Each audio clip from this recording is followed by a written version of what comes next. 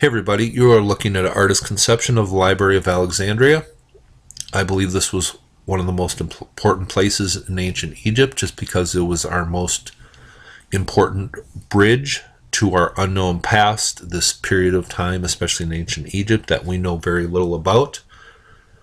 And when this was destroyed, we lost a huge resource as far as researching this unknown period of time in our history.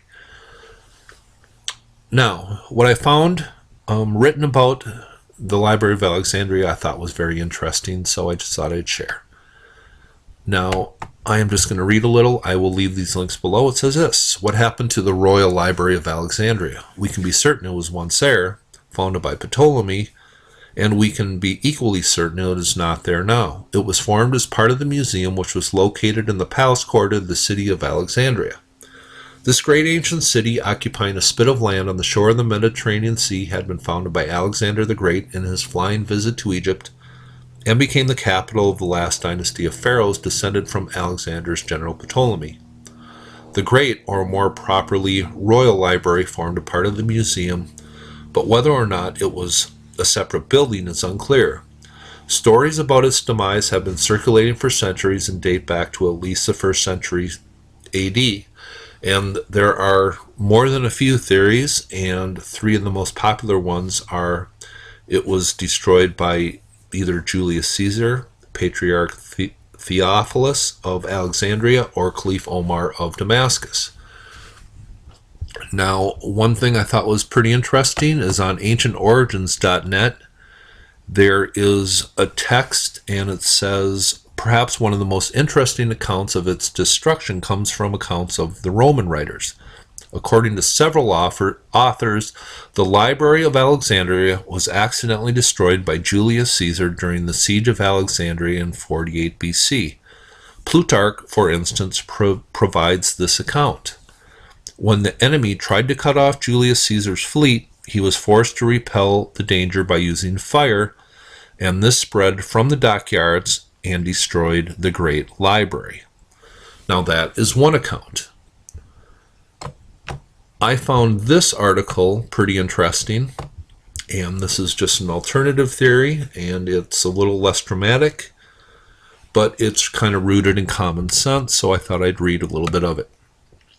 It says, one of the great tragedies of ancient history, memorialized in myths and Hollywood film, is the burning of the great library at Alexandria. But the reality of the library's end was actually a lot less pyrotechnic than that. A major cause of the library's ruin was government budget cuts. And it says this: in 283 BC, the Great Library at Alexandria was born. Over its decades, its librarians and scholars packed it with hundreds of thousands of scrolls. Academics from all over the Mediterranean Middle East came to give lectures there and to consult its texts. At one point, over 100 scholars lived there full-time, supported by state stipends that helped them maintain the scrolls, translate and copy them, and conduct research. As time went on, the city opened another branch at the library of the Temple of Serapis, and this was often called the Daughter Library. Unlike the many private libraries that existed in the palaces of the wealthy and ancient world, the library at Alexandria was open to anyone who could prove themselves a worthy scholar. It says, indeed, within a couple hundred years of its founding, we hear that Julius Caesar burned down the library in an attack on the city and Egypt's ruler Cleopatra in 40 CE. There is little evidence that the library or its daughter branch were wrecked. Some scholars believe that references to 40,000 lost scrolls in the historical literature refer to a warehouse full of scrolls for export that Caesar burned when the port was sacked,